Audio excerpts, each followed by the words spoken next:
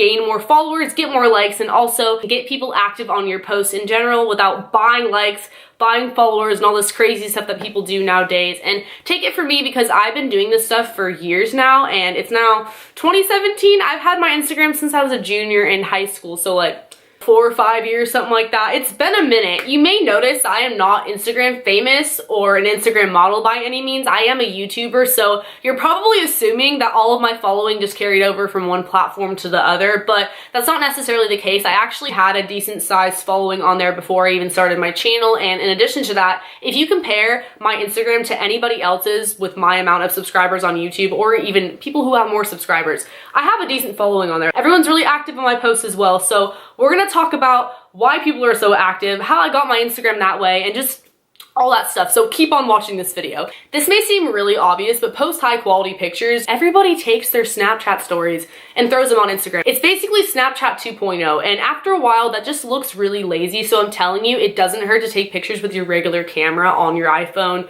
or your Android, or heck, if you have a professional camera, that's even better, you know, but you do not have to buy an expensive professional camera. I'm just saying, don't post pictures that were taken in the dark or that are really grainy or using the flash all the time, because people are gonna get annoyed of that, and you know, your friends might follow you, but if you really wanna grow on there and go the extra mile, I'm telling you, it doesn't hurt to have really high quality photos. Also, make sure you are posting personal photos. That means selfies, pictures with your friends, because let's face it, people are nosy. People care a lot more about what you look like and who you're hanging out with than what kind of sunset you were looking at or the food you ate for breakfast. People can look up hashtag Denny's in the tags, and a picture of waffles will come up that looks way better than your picture of waffles. Same thing with like sunsets or sunrises or whatever kind of scenery you're looking at. So people are following you to look at your post. So make sure that it is unique to you and your life and what you're doing and what you're up to, and it has you in a lot of the pictures, because that's just a lot more interesting. So I get asked a lot how I edit my photos or what kind of filters I use. The answer to that is I don't typically use filters. If I do, I'll use VSCO Cam. That's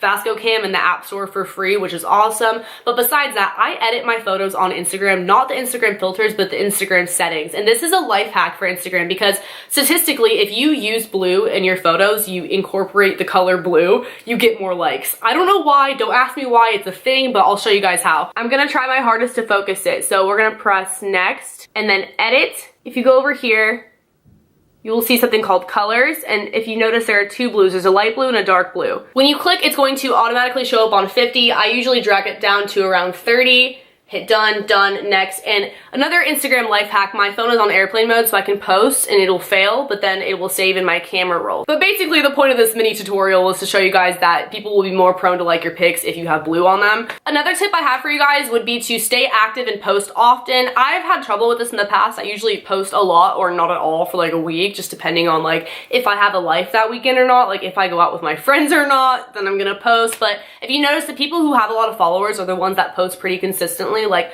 on a daily or semi-daily, like every other day type of basis. Because even if I'm really good friends with someone, I'm probably not going to want to follow them if they never post, because it's like, what's the point? Hashtags, and this only works if your profile is on public, so if you're not comfortable doing so, then just disregard this one. People used to do the whole hashtag follow for follow, hashtag like for like. I think that thing died down by now, and I mean, even if you were using that, I doubt you actually gained any active followers that like really cared about your post to begin with. But anyways, if you do use hashtags, they sometimes can be beneficial. I'll give you guys an example. One time I was at a rave and there was probably a couple thousand people there. I hashtagged what the rave was called, and I had tons of people coming to my profile to follow me and like the picture. I had a couple thousand likes on that picture, and that was before I did YouTube. So that was like a lot to me at the time. I was like, oh my God. It's because people found me through a common interest. Same thing with tagging your location. If you tag yourself at a rave or in a popular location where there's something going on, people might also be stalking the location and looking at other people in that area. The next tip I have for you guys is to be interactive with your captions, and there's a couple ways to do this. I've seen social media influencers say, hey, tag a friend who would like this hairstyle, tag a friend who would be interested in blah, blah, blah. That goes with their caption.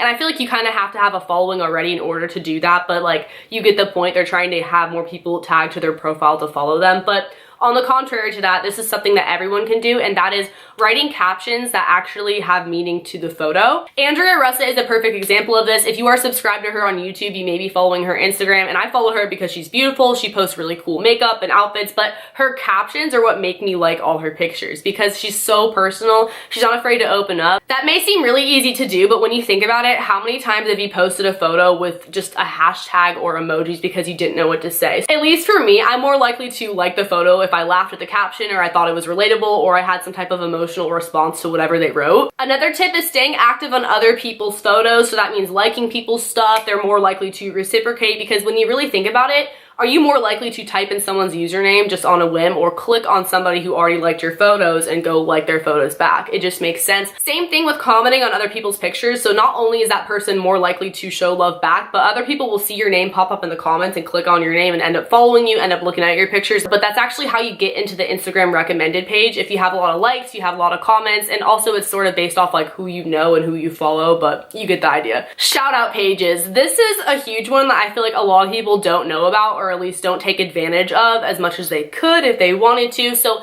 there are pages for everything. Country girl shout outs, girls with cute kittens shout outs, hot boy shout outs, like honestly anything. One is Total Frat Move Girls, TFM Girls. I've been featured on there a couple of times, not on the actual page itself. I think that's like really hard to get on there, but the story, the Instagram story. So it's actually recently that happened to me twice. I didn't really think that they would do it, but in their bio it says to send them an email with a picture of you and your @ and what college you go to, and they will put you on their page. So I did that, and then next thing I know, all my guy friends are screenshotting me the TFM Girls story, and I gained like hundreds of followers within a day each time that happened to me. But anyways, once you start to get featured on other pages will find you featured on those pages and ask to shout you out. Sometimes I get shouted out by pages like that without even my permission. Like, I mean, I don't care. They don't have to ask my permission, but people will just do it because they like your pictures. Because that's how those shout out pages get their pictures. They're from other people. And same with the meme pages, like people are submitting those half the time. So it's like a mutually beneficial thing, and you're probably just going to gain followers because people see you on those pages that didn't already follow you and they click your name, and then there you go. Share your Instagram pictures to Twitter. When I started doing this, I was really surprised at how many likes I got in just a couple of minutes. Like you get a lot of likes faster in the beginning than you would have if you didn't link to Twitter, because that way people know that you posted a picture and they're gonna go look, or they'll look right on Twitter and like the photo. Also, be social. I know a lot of the time when people meet people at parties or whatever, they're like, hey, what's your Snapchat? Add me.